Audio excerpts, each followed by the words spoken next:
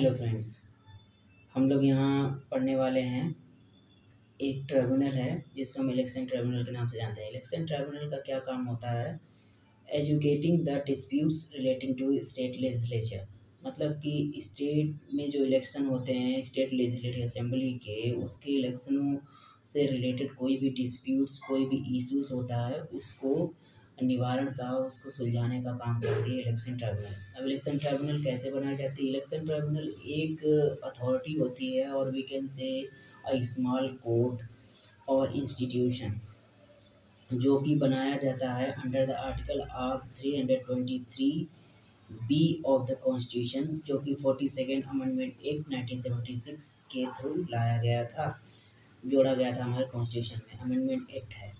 तो ये क्या करता है? ये हमारा उससे डिस्प्यूट से पहले सारा डिस्प्यूट सुनता है, फिर सुनने के बाद उसके ऊपर लॉ बनाता है, और अपने एक लॉ को एडमिनिस्ट्रेटिव ट्रिब्यूनल भी जिसे कहते हैं वो भी जो कि बनाता है, और इसमें किसके सामने पेश करता है? ये किसी कोर्ट के सामने पेश नहीं कर पाएगा, क्योंकि इससे रिलेटेड कोई भी डिस्प्यूट्स होगा वो डायरेक्टली किसी कोर्ट में सुलझाया नहीं जा सकता। ये अपने केस को किसी डायरेक्टली हाई कोर्ट में या अदर किसी कोर्ट में ये नहीं दे सकता है कि ये इस पे सुनवाई करनी चाहिए या इसका आगे प्रोसेस क्या होना चाहिए।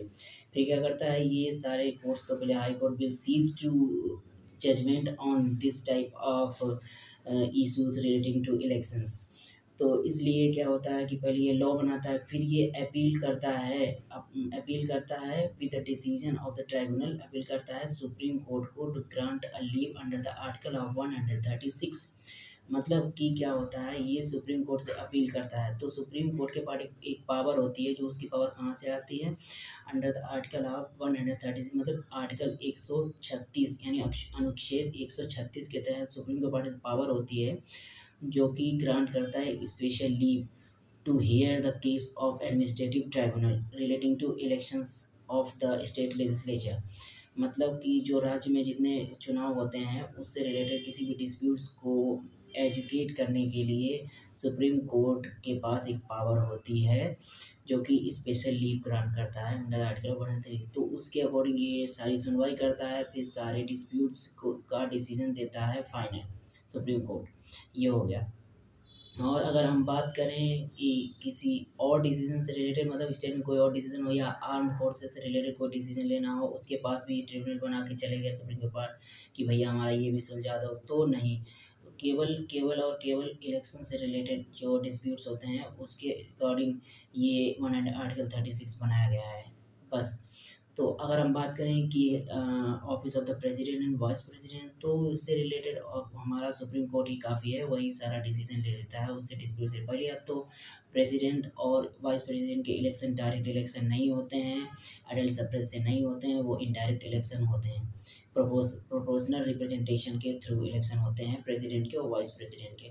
और अगर हम बात करें office of the prime minister और स्पीकर ऑफ द लोकसभा, तो ये लोग अपने इलेक्शन से रिलेटेड डिस्प्यूट्स होते हैं वो उसकी एक पिटीशन डालते हैं, और जो कि हाई कोर्ट के सामने पेश करते हैं, वो हमारा आता है under the article of 329 B, अनुच्छेद 329 का बी। तो उसमें ये आता है उससे रिलेटेड। तो ये यही हुआ इलेक्शन ट्रिब्यूनल, इतना है, इतना कुछ है, तो थोड़ा बहुत आपको समझ में आया होगा। चलिए मिलते हैं अगले टॉपिक में, तब तक के लिए थैंक यू।